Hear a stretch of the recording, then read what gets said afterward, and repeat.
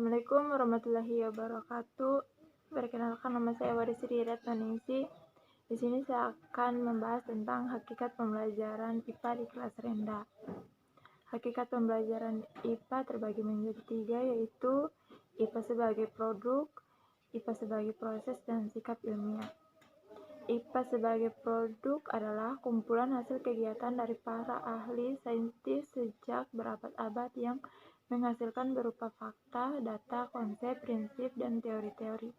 Jadi hasil yang berupa fakta yaitu dari kegiatan empiris berdasarkan fakta. Sedangkan data, konsep, prinsip, dan teori dalam IPA merupakan hasil kegiatan analitik. Fakta dalam IPA adalah pernyataan-pernyataan tentang benda-benda yang benar-benar ada atau peristiwa yang betul-betul terjadi dan sudah dikonfirmasi secara objektif, atau bisa disebut sesuatu yang dapat dibuktikan kebenarannya. Misalnya, air membeku dalam suhu 0 derajat Celcius. Konsep IPA.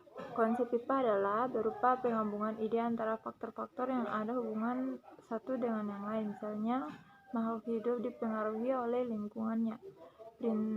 Prinsip IPA adalah generalisasi kesimpulan tentang hubungan di antara konsep-konsep IPA. Prinsip bersifat analitik dan dapat berubah bila observasi baru dilakukan, sebab prinsip bersifat tentatif, belum pasti. Misalnya, udara yang dipanaskan mulai adalah prinsip menghubungkan konsep udara panas pemuaian. Artinya udara akan memuai jika udara tersebut dipanaskan. Hukum alam adalah prinsip yang sudah diterima meskipun juga bersifat tentatif, tetapi karena mengalami pengujian yang lebih keras daripada prinsip, maka hukum alam bersifat lebih kekal, misal hukum kekekalan energi. Teori ilmiah adalah merupakan rangka yang lebih luas dari fakta-fakta, data-data, konsep-konsep, dan prinsip-prinsip yang saling berhubungan. Teori ini dapat berubah jika ada bukti-bukti baru yang berlawanan dengan teori tersebut. Misalnya, teori meteorologi membantu para ilmuwan untuk memahami mengapa dan bagaimana kabut dan awan terbentuk. IPA sebagai proses adalah strategi atau cara yang dilakukan para ahli saintik dalam menemukan sebagai hal tersebut sebagai implikasi adanya temuan-temuan tentang kejadian-kejadian atau peristiwa alam. Jadi dalam proses kita bisa berpikir dalam memecahkan suatu masalah yang ada di lingkungan. Melalui proses ini kita bisa mendapatkan temuan-temuan ilmiah dan wujudan berupa kegiatan ilmiah yang disebut penyelidikan ilmiah. Tahapan penyelidikan ilmiah terbagi menjadi 7 tahapan, diantaranya yang pertama observasi atau pengamatan, yaitu kegiatan yang dilakukan dengan menggunakan panca indera. 2. Prediksi, yaitu memperkirakan apa yang akan terjadi berdasarkan kecenderungan atau pola hubungan yang terdapat pada data yang telah diperoleh. 3. Interpretasi, yaitu penafsiran terhadap data-data yang telah diperoleh dari hasil pengamatan. 4. Perencanaan dan melaksanakan penelitian eksperimen. Tahap-tahap penelitian. 5.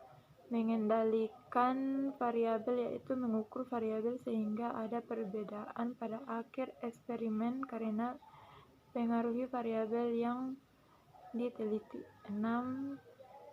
Hipotesis, yaitu suatu pernyataan berupa dugaan sementara tentang kenyataan-kenyataan yang ada di dalam melalui pikiran. 7. Kesimpulan yaitu hasil akhir dari proses pengamatan. IPA sebagai sikap ilmiah. Maksudnya adalah dalam proses IPA mengandung cara kerja, sikap, dan cara berpikir, dan dalam memecahkan masalah atau persoalan. seorang ilmuwan berusaha mengambil sikap tertentu yang memungkinkan usaha mencapai hasil yang diharapkan. Sikap ini dinamakan sikap ilmiah. Sikap ilmiah menurut Wayne Harlin dan Hendro Darmojo. Sikap ilmiah yang dapat dikembangkan pada anak SD yaitu sikap ingin tahu, sikap ingin mendapatkan sesuatu yang berupa sikap kerjasama, sikap tidak putus asa, sikap tidak berprasangka, sikap mawas diri, sikap bertanggung jawab, sikap berpikir bebas, sikap kedisiplinan diri. Adapun sikap ilmiah lain yang muncul dari hasil pengamatan atau observasi yang sekarang lebih dikenal dengan karakteristik adalah jujur, teliti, dan cermat. 7. Pembelajaran IPA di SD. Pembelajaran IPA di SD bertujuan agar siswa yang pertama mengembangkan rasa ingin tahu dan suatu sikap positif terhadap sains, teknologi, dan masyarakat. 2.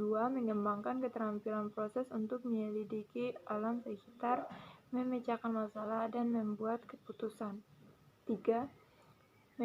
Mengembangkan pengetahuan dan pemahaman konsep-konsep sains yang akan bermanfaat dan dapat diterapkan dalam kehidupan sehari-hari.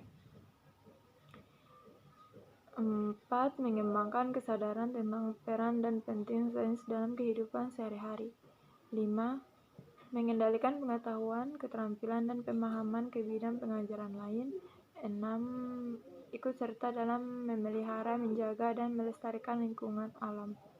Menghargai berbagai macam bentuk ciptaan Tuhan di alam semesta ini untuk dipelajari. Sekian dari saya. Wassalamualaikum warahmatullahi wabarakatuh.